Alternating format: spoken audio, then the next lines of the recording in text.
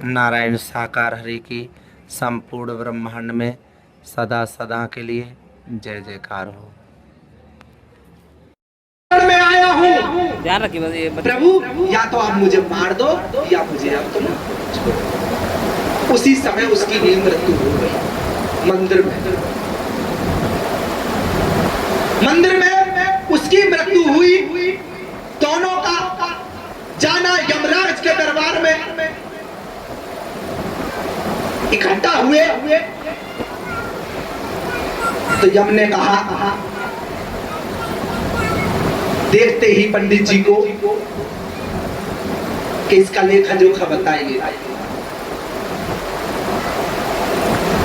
बताने के बाद में बताया कि सारे जीवन सेवा की, सब कुछ किया, और जब प्राण छोड़ने का अंत समय आया तो ये तुम्हें छोड़ करके कहीं और भाग गया। तो प्रभु ने कहा, उठाकर यमराज ने कि डाल दो इसे नरक में। उठाकर के अब उसका नंबर आया, उसने बताया, बताइए। तो उसने कहा, ये दुनिया का सताया हुआ, दुनिया से अपराध किए,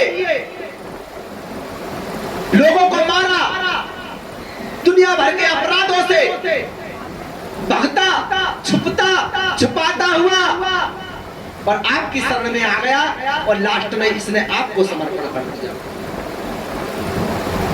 तो फिर आपने इसका प्राण अंत कर दिया, उठा करके स्वर्ग भेज दीजिए। ऐसा क्यों हुआ? ऐसा क्यों हुआ? तब उन्होंने, प्रभु जी ने बताया, वो बड़े सौभाग्यशाली आत्माएं होती है, बड़े परम सौभाग्यशाली आत्माएं होती है।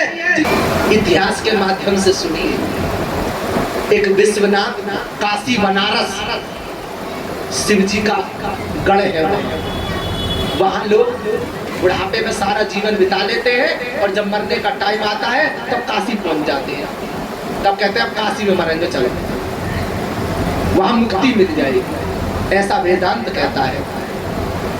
तो मेरे नारायण साकार जो पूर्ण ब्रह्म है, संसार में आए हुए हैं, तो हरि जी ने कहा, जो हरि के चरणों में अपने आप को मिटा देता है, उसे संसार की 84 लाख योनियों में जाने की जरूरत नहीं पड़ती। उसे संसार की 84 लाख योनियों में जाने की जरूरत नहीं पड़ती। वो सारे अपराधों से मुक्त हो जाता है।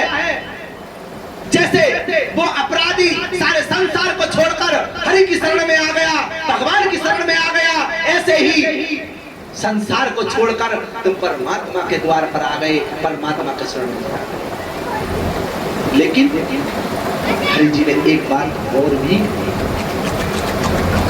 उसके बाद प्रभु ने बताया, आप लोग यहाँ आते हैं तो इंसानियत को, मानवता को जो टूट गई है, उसे जागृत करने के लिए मैं आया हूं। मैंने 2 शब्द बोले थे, सुनिए। परमात्मा कौन है और परमात्मा क्या करने आए। एक शब्द की व्याख्या ये थी कि परमात्मा ये करते हैं। दूसरे शब्द की व्याख्या ये है कि नारायण साकार हरि जी यहाँ क्यों आए हैं, उनका काम क्या है।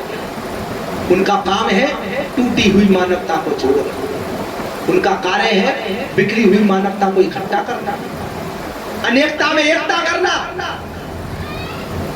भाई भाई में प्रेम बनाना,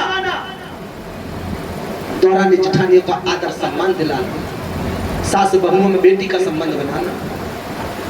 जो जैसे महाराज जी ने भी बताया कि जैसे अगर बहू सास ससुर की बात मानती है तो एक ना एक दिन उसे खजाने की चाबी मिल जाएगी, अगर नहीं मानती है तो नहीं मिलेगी।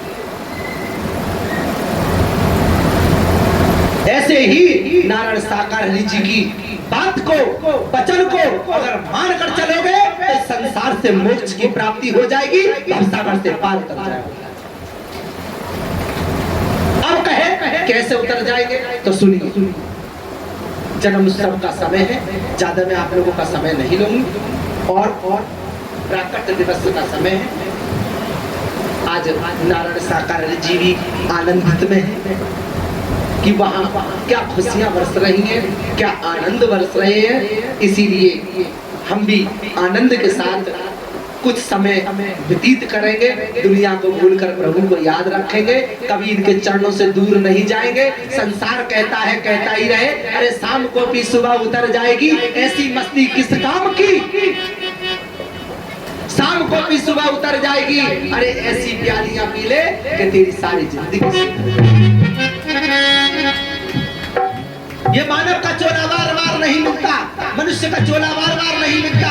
मनुष्य का चोला 84 लाख योनियों को भोगने के बाद एक बार प्राप्त होता है। अगर इसमें परमात्मा का नाम नहीं लिया, इसमें भजन सेवा स्मरण नहीं किया, तो फिर किसी योनि में नहीं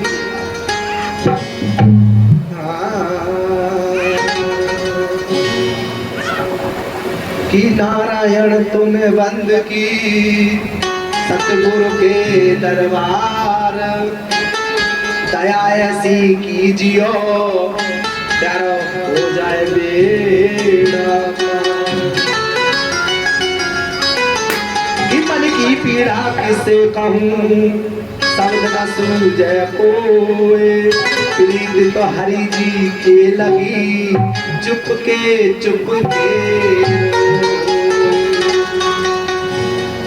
कि चिंता ऐसी डंकनी तो काट कलेजा खाए, और वेद विचारा क्या करे, वो कहाँ तक दवा लगा। जब तुम दुनिया के मोह माया में फंसे हो तो प्रभु क्या बचा